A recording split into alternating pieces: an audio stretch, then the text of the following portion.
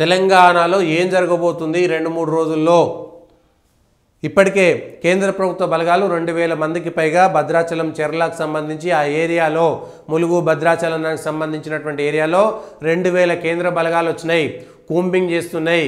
ఈ మధ్యన ఎన్కౌంటర్లు మొత్తం 2026 కల్లా నక్సలైట్లను మొత్తం ఏరిపారేస్తామని చెప్తున్నారు, లొంగిపోమని చెప్తున్నారు. కాబట్టి ఇప్పటికే ఈ నిన్న 10 మంది ఐపీఎస్లను బదిలీ చేశారు. 10 మంది ఐపీఎస్లను బదిలీ చేశారు. ఈ 10 మంది ఐపీఎస్లను కూడా గ్రే హౌన్స్లో ఏఎస్పీలుగా ఇంతకాలం విధులు నిర్వహించారు. వీళ్ళందరూ కూడా వీరిలో కాజల్ను ఉట్నూరుకు, రాహుల్ రెడ్డిని రాచకొండ భువనగిరికి, చిత్తరంజన్ ఆసిఫాబాద్కు, చైతన్య రెడ్డిని కామారెడ్డికి, పందెర చైతన్య నితిన్ని జనగాంకి, విక్రాంత్ కుమార్ సింగ్ని భద్రాచలానికి, శుభం ప్రకాష్ను కరీంనగర్కి, రాజేష్ మీనా నిర్మల్కి, పి మౌనిక దేవరకొండకు బదిలీ చేశారు. భద్రాచలం ఏఎస్పీ ఉన్న అంకిత్ కుమార్ని డీజీపీ ఆఫీస్కి అటాచ్ చేశారు.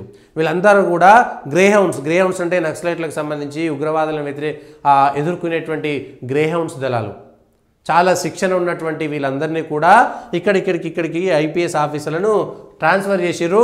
అక్కడికి ఈ ఏరియాలోనే క్రాస్ బార్డర్ ఆపరేషన్ జరుగుతున్నది.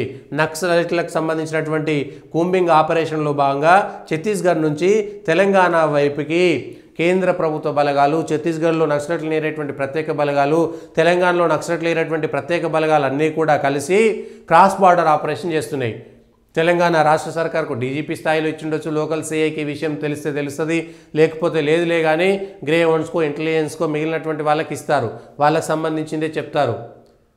సో తెలంగాణలో ఎందుకంటే ఛత్తీస్గఢ్లో పూర్తి స్థాయిగా ఏరివేత జరుగుతున్నది. హిడ్మా సొంత గ్రామంకి ఏకంగా అమిత్ షా వేయండు, ముఖ్య నాయకుడు, నక్సలైట్ల ముఖ్య నాయకుడు. ఛత్తీస్గఢ్లో ఉన్నటువంటి గూడాలన్నింటిలో కూడా మొత్తం నక్సలైట్ల స్తూపాలన్నీ పేల్చేస్తున్నారు. ఆ గ్రామాల్లో ఉండేటువంటి ఆదివాసులందరికీ క్యాంపులు పెట్టేస్తున్నారు. తెలంగాణలో వాళ్ళందరూ తలదాచుకోవడానికి సేఫ్ జోన్ కింద తెలంగాణ అడవుల్లోకి వచ్చారనేటువంటి సమాచారం నేపథ్యంలో 1000 మంది కేంద్ర ప్రభుత్వ బలగాలు ఇప్పటికే చెర్ల, భద్రాచలము లేదంటే ములుగుకు సంబంధించినటువంటి ఏరియాలో ఆ దట్టమైనటువంటి అడవి ప్రాంతంలోకి కూంబింగ్ చేస్తున్నట్టుగా ఉంది. ఐపీఎస్ ఆఫీసర్లను కూడా అందుకే మార్చారు. సో ఈ 3-4 రోజుల్లోనూ, వారం రోజుల్లో తెలంగాణలో నక్సలైట్లకు సంబంధించినటువంటి ఏరివేత కార్యక్రమానికి సంబంధించినటువంటి పెద్ద వార్తలు కూడా, బ్రేకింగ్లు కూడా వచ్చేటువంటి అవకాశం కనబడుతుంది.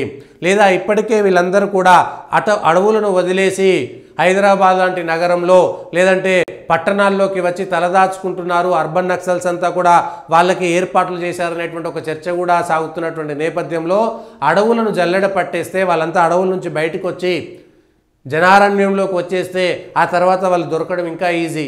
వాళ్ళు ఎక్కడున్నారు ఏంటి అనేటువంటి కదలికలు కూడా తెలిసిపోతాయి.